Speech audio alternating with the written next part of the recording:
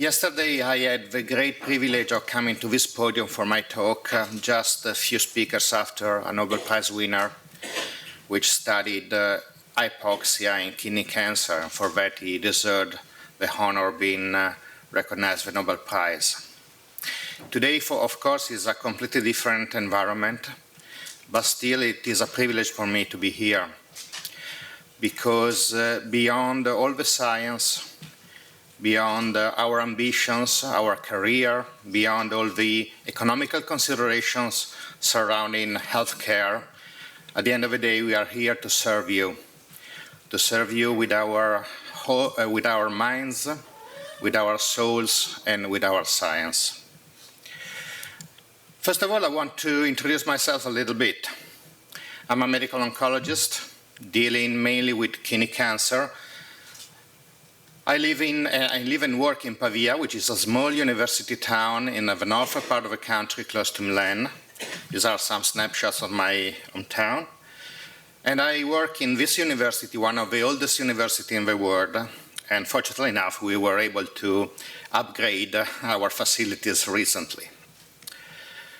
These are my disclosures, and once again, I have to highlight the fact that we need pharmaceutical companies in order to develop novel treatment for all of you. So I'm not going to show you many survival curves, nor to discuss absolute values. I'm going to show you a few notes that I put on the slide yesterday night, like preparing to face my patients in my office every day. So a few considerations on second-line therapy. When I start talking to a patient about second line, it's because first-line therapy has failed, or at least has stopped doing its job, that is controlling tumor progression. This is always a tough moment for a cancer patient, like the entire world is on the edge of falling on his or her head. But for the vast majority of you, fortunately enough, this is not true. This is just an unpleasant but obliged step in your personal war against cancer. You have to keep in mind that very few individual agents proved able to impact on overall survival, which still is the golden endpoint for us as medical oncologists. Indeed, sunitinib, pazopanib, sorafenib, the combination of bevacizumab plus interferon, axitinib, everolimus, lenvatinib plus everolimus, avelumab plus axitinib, all proved to be active agents or combinations which yielded just a progression-free survival benefit and not an overall survival benefit. Very few agents, temsirolimus is a niche of patients, ipilimumab plus nivolumab and pembrolizumab plus axitinib were able to really prolong the per se overall survival. And in second line, it was the case for nivolumab and cabozantinib. But since metastatic kidney cancer patient survival has greatly improved over the years, it is clear that any overall survival benefit is achieved and is achievable by means of a sequence of active treatment, not by a single agent. This is a typical example. You receive first-line treatment for a certain period of time, then go on to receive second-line treatment, third line, and the number of patients progressing through several treatment lines is fortunately increasing, meaning that we are able to select a growing number of long survivors, because the number of patients receiving more than 2 treatment lines is increasing. And ultimately, this is the path towards a prolonged survival. Unfortunately enough, this axiom from Tom Powles, a good friend of us from UK, is no longer necessarily true. He spoke about a law of diminishing returns, meaning that moving from one treatment line to another, you lose something in terms of months of survival. This is no longer true. we have so many active agents that we can imagine to give to you all of these agents, ultimately prolonging in a really significant way your life expectancy. And immunotherapy plays a peculiar role in this long path towards our fight against kidney cancer. This is probably the only curve I'm going to show you. Just to remind one thing that one of my mentors in the field of kidney cancer told me.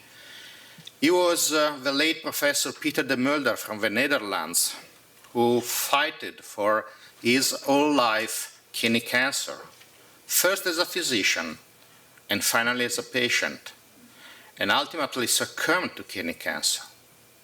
And he used to say that oncology is a matter of tails, meaning the tail of survival curves.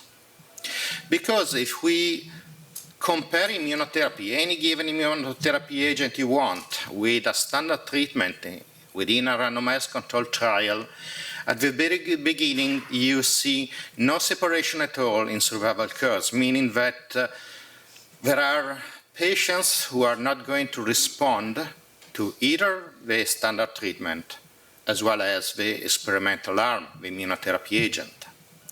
But later on, we are able to observe this kind of separation in the curves. This is where survival impact occurs, and median overall survival is increased. But more importantly is what happens here in the tail of the curve. We start to observe with immunotherapy a survival plateau, meaning that a growing number of patients is achieving a long-term benefit, and possibly some of them are cured. Our goal today is to try to improve the number of patients reaching this plateau, hastening the height of this plateau, as it has already happened in the melanoma field, where presently we are able to select as many as 50% of metastatic melanoma patients. This is not still the case for kidney cancer, but we are improving, and this should be our personal goal. There is a universal rule, in my opinion. Not every physician are equal, but all cancer patients are, because they simply want to live longer and possibly better. Whatever better means to each of you. For sure, better is something that is hardly captured by typical quality of life questionnaires. And this is why we are presently developing and validating at a global level patient-reported outcomes, which probably will translate in a better way your feelings, your thoughts, your everyday living to us in order to improve the way we are curing your disease. Another rule is that the trade-off between benefits, for example, survival gain, and harms, treatment-related adverse events, a typical second-line kidney cancer patient is willing to accept is often different as compared to that usually accepted by a newly diagnosed patient. Safety and quality of life are usually more important in later treatment lines, although, of course, this is not a universal rule. This means that the treatment experience of each given patient is key in order to select second line of treatment. Just an example, if a patient has experienced huge toxicities, and you know what I mean better than me, then a more gentle agent would probably make more sense as a choice for subsequent treatment.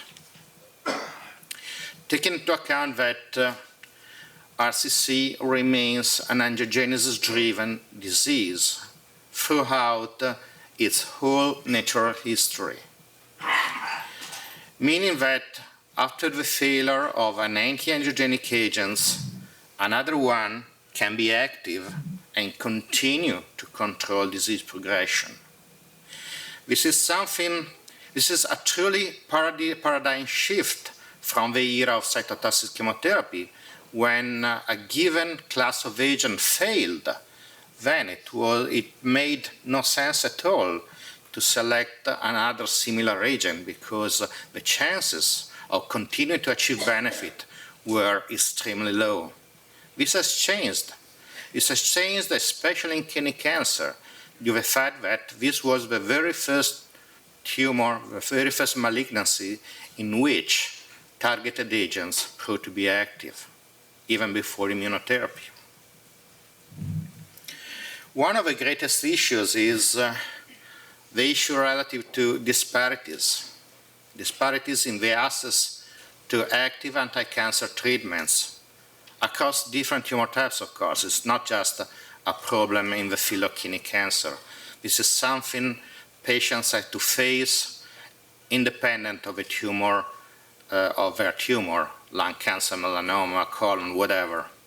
And these disparities are geographical, social, and racial, depending on the place you live, depending on the country. And I'm going to show you some of these slides that Cora Sternberg yesterday presented at the scientific meeting. Cora is a good friend of us, an American lady who moved to Italy, who operated as a physician, as a well-known oncologist in Italy for several decades, and then came back to New York later this year, probably, in order to continue her job. And she showed these slides. This is the geographical distribution of oncological centers enrolling patients into clinical trials. And it is clear that both you, as well as us, as Europeans, are very fortunate, because we can offer our patients the opportunity of entering clinical trials of those novel agents that ultimately improve so much your life expectancy. But the situation is extremely variable across the different continents. As you see, there is very few centers enrolling in South America, very few centers enrolling in Middle East, at a certain extent in Asia, nothing in Africa. This is a huge disparity. And this is something that occurs also at a local level, probably being treated in a small community hospital somewhere in, Louisiana, or maybe in Puglia in Italy. Is different as compared to coming to Philadelphia or coming to my place. This is a disparity. Also because the distribution of centers enrolling patients to clinical trials does not align with the burden of kidney cancers. As you can see, Africa has not such a huge incidence of kidney cancer, although probably it's a matter of underdiagnosis. But still, there are very few centers doing clinical research on this disease. And more striking is the situation in Asia. Asia has a high incidence of kidney cancer, but ultimately the numbers of academic centers or research centers doing clinical trials offering novel treatment options to their patients is extremely low, as compared, for example, to America or Europe. And this is another key point. An equal distribution of clinical trials is strictly related to the income of that given country. People come from high-income countries, have more opportunities. Also in countries like Italy, where all medications are free for everyone. And a group of colleagues of mine clearly showed that despite this fact, Take in mind, in Italy you can receive almost every drug registered and reimbursed free of charge. Despite this, they proved that an economical toxicity is present. They demonstrated that those patients that needed to move from their home to receive an experimental treatment in selected centers had a reduced survival, despite being treated with the best treatment possible. This is some kind of economical toxicity we should take into account when speaking about treatment opportunities. And also, in a country like Italy, which is a fortunate country, we are recognized to be one of the best health systems in the world. We still have issues. We still have disparities. This is a comparison of what is available presently in first treatment line or in more advanced treatment lines in the United States as compared to Italy. And as you can see, the number of active agents we can give to our patients is lower as compared to the situation in America. Why this? Because we are struggling to make all these agents really available because they do cost a lot, and the discussion about the reimbursement is something that unfortunately prevents for an average time of more than a year to give our patients any possibly active agent. So I want to conclude. Of course, I did a very short talk, was 30 minutes that Naomi assigned me, but I think that I tried at least to tell you something that I used to discuss every single day with my patients. And so to conclude, I want to believe. I want to believe the possibility of increasing your life expectancy. I want to believe to increase your quality of life. I want to believe that we are able to cure at least a certain amount of you in the near future. This is something that we can really achieve. We have to continue to work together, and fortunately enough, these 2 days of cooperation between Italy and Philadelphia were a good example of this, and I think that this is the right way, and I think that your efforts, also your pain, your struggles, will help other people in order to make the lives of those who will suffer of this disease in the near future better, and probably to offer them better care and possibly better cure. Thank you very much for your attention.